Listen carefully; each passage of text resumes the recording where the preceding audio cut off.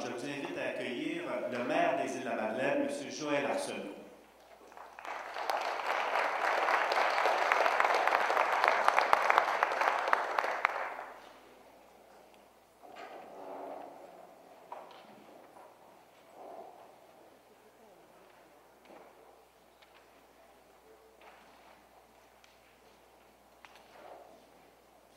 Bonjour tout le monde.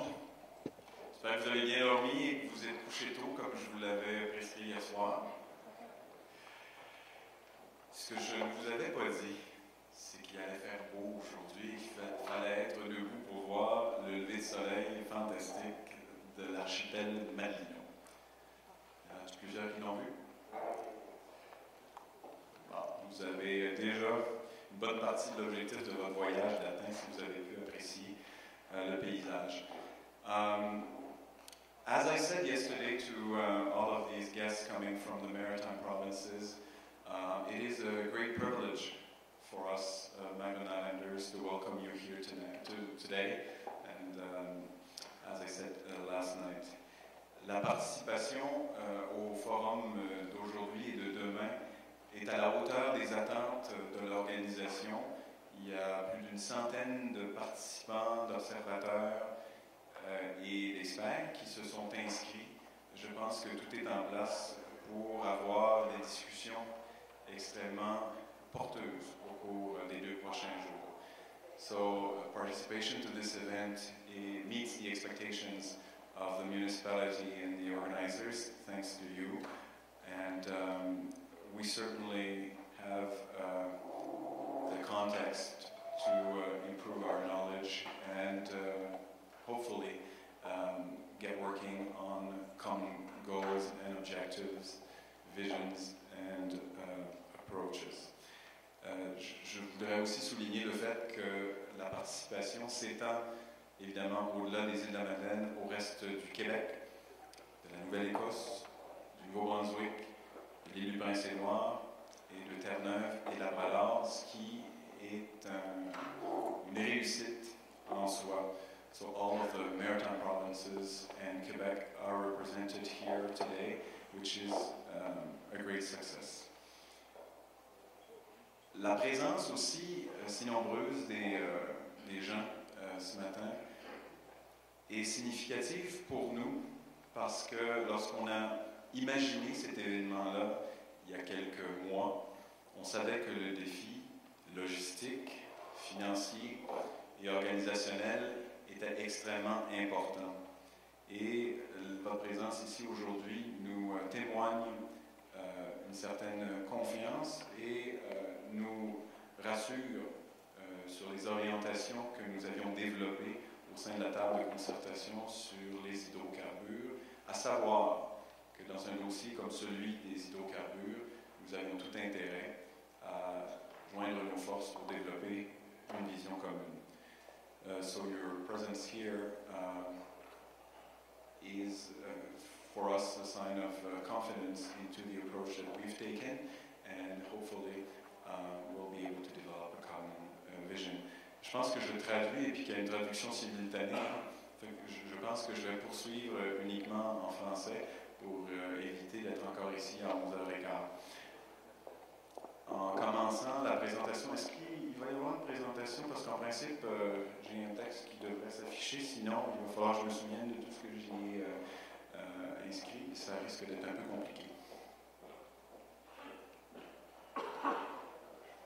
Je voulais vous dire en commençant que si on avait pu déterminer à l'avance qu'il ferait aussi beau, on aurait tenu l'événement dehors. Mais d'autres y ont pensé. On pourra les saluer tout à l'heure.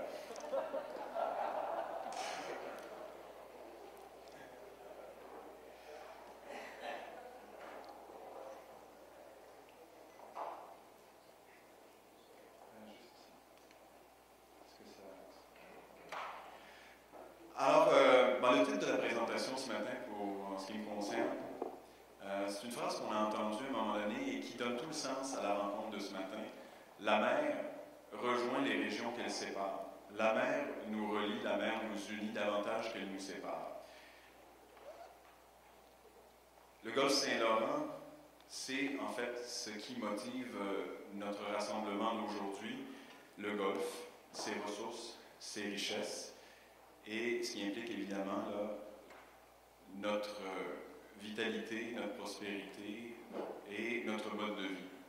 La mer, donc, ne nous sépare pas autant qu'elle nous relie, et c'est la raison pour laquelle on a voulu aujourd'hui créer ce rassemblement, cet événement. Le golfe et les usages que l'on en fait, il faut peut-être faire le point là-dessus, en discuter. Nous sommes des communautés insulaires et maritimes dans le cas des îles. La mer, en fait, c'est notre garde-manger, c'est notre gagne-pain, c'est notre terrain de jeu, c'est aussi notre autoroute maritime. C'est en fait notre passé, notre patrimoine, notre histoire. C'est aussi notre présent. C'est encore et toujours aux îles de la Madeleine et dans la majorité des communautés côtières le poumon économique à travers les pêches, à travers la mariculture. Et c'est aussi, ça on en est intimement convaincu, notre avenir. Le Golfe et les communautés côtières se partagent. En fait, le Golfe et les communautés côtières se le partagent comme espace. C'est une mer intérieure, on l'a dit, qui est cette fois plus petite que le Golfe du Mexique. Et, comme je l'ai mentionné, ça demeure la base de notre économie, d'où l'importance de s'interroger sur la vision qu'on doit développer autour de la mise en valeur de toutes ces richesses, de toutes ces richesses naturelles. Et il faut le faire avec toutes les provinces maritimes, mais nous sommes les représentants des communautés côtières. Et il est faux de prétendre que si le développement et la gestion des pêches n'est pas, par exemple, de juridiction locale ou régionale, que ça ne nous concerne pas. Et ça, les pêcheurs, les mariculteurs sont d'accord. C'est aussi le cas pour la question du développement d'une nouvelle industrie, celle des hydrocarbures. Ce n'est pas de juridiction locale, mais nous avons notre mot à dire, nous avons même la responsabilité de faire entendre notre voix. Et ça touche l'ensemble des communautés de toutes les provinces maritimes, y compris le Québec. Et on a, de toute façon, historiquement développé cette relation-là entre les communautés sur le plan économique, sur le plan culturel, sur le plan social, sur le plan familial également. Les liens qui nous unissent entre communautés côtières sont déjà très présents. Donc, ce sont des liens, évidemment, de proximité géographique.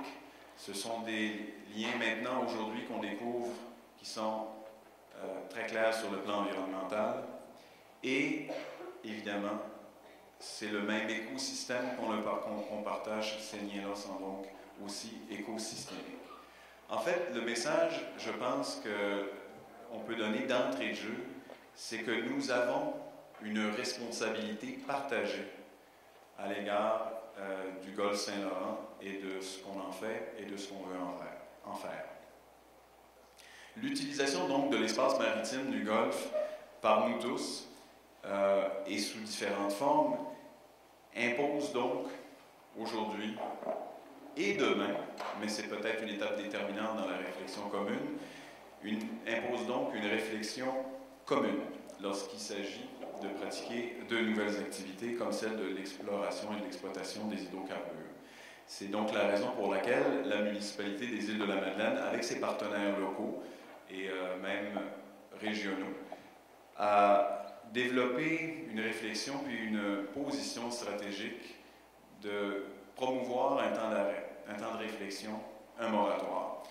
Un moratoire sur l'exploration pour nous permettre donc d'analyser, de réfléchir, d'approfondir nos connaissances. Et c'est un geste qui a été suivi par plusieurs municipalités et organisations d'ici et d'ailleurs. Les enjeux environnementaux, bien entendu, sont essentiels. Les enjeux socio-économiques également importants pour toutes les communautés côtières et insulaires comme la nôtre. Le Golfe, je l'ai dit, c'est un seul et même écosystème, un espace marin quasi fermé. Et il y a donc, pour nous, irrémédiablement, incontournablement, nécessité d'opter pour une approche intégrée du développement et de la mise en valeur des ressources dans le golfe Saint-Laurent, toutes provinces confondues. Et peut-être que si parfois nos gouvernements provinciaux ont plus de difficulté à s'entendre et à trouver justement un terrain d'entente, il est peut-être possible pour nous, les communautés locales, de le faire de façon plus efficace. C'est du moins l'objectif que l'on poursuit. Il faut tenir compte des préoccupations côtières et les impliquer dans les décisions. C'est ce que l'on envoie comme message à nos gouvernements supérieurs, mais une fois qu'on a dit cela, ça vient également avec une responsabilité de se faire entendre et développer un point de vue argumenté. Donc le moratoire, pour nous, il a été demandé afin de permettre le réexamen des cadres législatifs fédéral et provinciaux. L'élaboration d'une entente qu'on souhaite de réciprocité entre les provinces riveraines du golfe Saint-Laurent, visant à harmoniser le cadre d'exploitation, les mesures à mettre en place, les processus de mise en valeur des hydrocarbures, l'évaluation et la révision des mesures de contingence et la dissémination de l'information pour nous est essentielle auprès des communautés locales et des citoyens. La définition de mécanismes appropriés aussi de consultation et de participation des populations côtières. La réalisation aussi d'une étude, d'une analyse de la valeur actuelle des ressources du golfe Saint-Laurent et des écosystèmes. Plusieurs organismes, je l'ai dit tout à l'heure, se sont joints au mouvement. La Fédération canadienne des municipalités a opté pour que le gouvernement se donne les plus hauts standards internationaux en la matière. La FQM a appuyé notre demande de temps d'arrêt, l'Association francophone des municipalités du Nouveau-Brunswick, également la Conférence régionale des élus Gaspésie-les-Îles, des dizaines de municipalités et MRC du Québec, du Nouveau-Brunswick et de la Nouvelle-Écosse également. Toutes sortes d'organisations socio-économiques nationales, régionales et locales ont aussi pris cette approche, emprunté cette approche de précaution. Et ça continue. D'où vient l'idée du forum d'aujourd'hui, du besoin de s'informer, M. Rochon l'a dit tout à l'heure, de mieux comprendre, le besoin de partager les enjeux avec les collectivités côtières, des enjeux qui ont été exprimés chez nous, au sein de la table de concertation sur les hydrocarbures. La table de concertation, qu'est-ce que c'est? C'est un organisme de représentation. Ce sont les représentants du milieu socio-économique malinois qui se rassemblent en représentant les citoyens pour regrouper donc les différentes réflexions, les confronter, les partager, améliorer donc la circulation de l'information, favoriser aussi le réseautage, faciliter la cohésion du milieu, l'expression des différents points de vue également, dans le respect. La table a aussi pour objectif de partager et de disséminer ces informations, de réfléchir et discuter des enjeux pour favoriser la compréhension d'un sujet, d'un dossier qui est, vous le savez, éminemment complexe. L'objectif du forum, ou les objectifs du forum, c'est donc atteint pour le premier élément, réunir les communautés limitrophes du Golfe, du Saint-Laurent touchées par ce dossier. Une fois qu'on a réuni les gens, on va pouvoir entendre aujourd'hui les experts sur différents aspects liés à cette question, essayer de faire un tour d'horizon le plus complet possible de la situation avec un éventail de présentations qui est varié et complémentaire.